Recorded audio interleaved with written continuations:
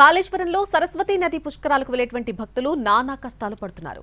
కిలోమీటర్ల కొద్దీ traffic jam అవుతోంది. కనీసం దారి చూపేవారు లేక చంటి పిల్లలు, వృద్ధులతో వచ్చిన వారు నరకం అనుభవిస్తున్నారు.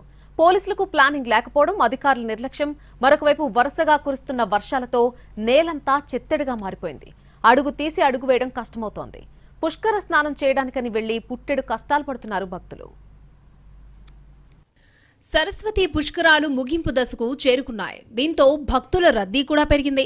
అదే టైంలో అధికారుల మధ్య సమన్వయ లోపం, పోలీసుల నిర్లక్ష్యం భక్తులను కష్టాల సుడిగుండంలో నెట్టేస్తోంది. గత 4 రోజుల నుంచి వర్షం పడుతూ ఉండడంతో నదీ తీర ప్రాంతం మొత్తం చిత్తడిగా మారింది.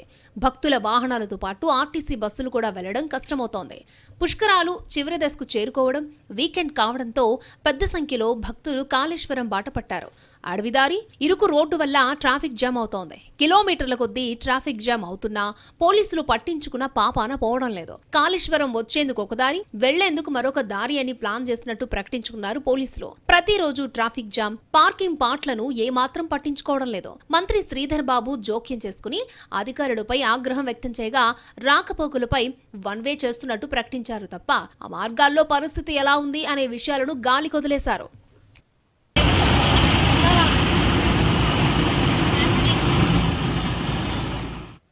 కాళేశ్వరం రావడానికి మొత్తం 3 దారులున్నాయి. ఒకటి మహారాష్ట్ర, ఛత్తీస్గఢ్ నుంచి సిరోంచ మీదుగా వచ్చే దారి, భూపాలపల్లి, మహదేవ్పూర్ మీదుగా వచ్చే రోడ్డు రెండోది, ఇటు మందని మీదుగా వచ్చే దారి మూడోది. సిరోంచ మీదుగా వచ్చే దారిలో 6 కిలోమీటర్ల మేర, ఇటు భూపాలపల్లి, మహదేవ్పూర్ రూట్లో 10 కిలోమీటర్లకు పైగా ట్రాఫిక్ జామ్ అయింది.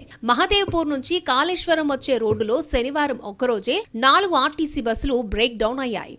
అసలే ఇరుకు రోడ్డు, అడవి మార్గం, ఆపై బోరున వర్షం, నడి రోడ్డుపై ఆగిపోయిన బస్సులు. రోడ్డు దిగి పక్కకు వెళ్దామంటే బురదలో వాహనాలు కూరుకుపోవడం ఖాయం. దీంతో 4-5 గంటల పాటు నరకయాతన అనుభవించారు జనం. కొందరైతే అక్కడే వాహనాలను వదిలేసి 5-6 కిలోమీటర్లు నడిచి పుష్కర్ ఘాట్ కి చేరుకుంటున్నారు. అటు గోదావరి నది అంతర్రాష్ట్ర వంతెన మీద 4 కార్లు ఢీకొనడంతో పలువురు గాయపడ్డారు. ఇటు నుస్తూర్పల్లి అటవీ ప్రాంతంలో 2 కార్లు ఎదురెదురుగా ఢీకొనడంతో 9 మంది గాయపడ్డారు. వారిలో 2 పరిస్థితి విషమంగా ఉంది. అన్ని కష్టాలు పడి ఎలాగోలా కాళేశ్వరం చేరుకున్నా ఘాట్లకు 2 కిలోమీటర్ల దూరంలోనే వాహనాలను ఆపేస్తున్నారు.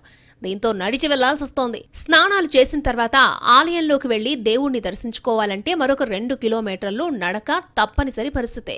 కొందరు స్థానికులు ఎడ్లబండ్లపై భక్తులను పుష్కర్ ఘాట్కి తరలిస్తున్నారు. వృద్ధులు, చిన్నపిల్లలను ఎడ్లబండ్లపై పుష్కరాల రేవుకు తీసుకెళ్తున్నారు.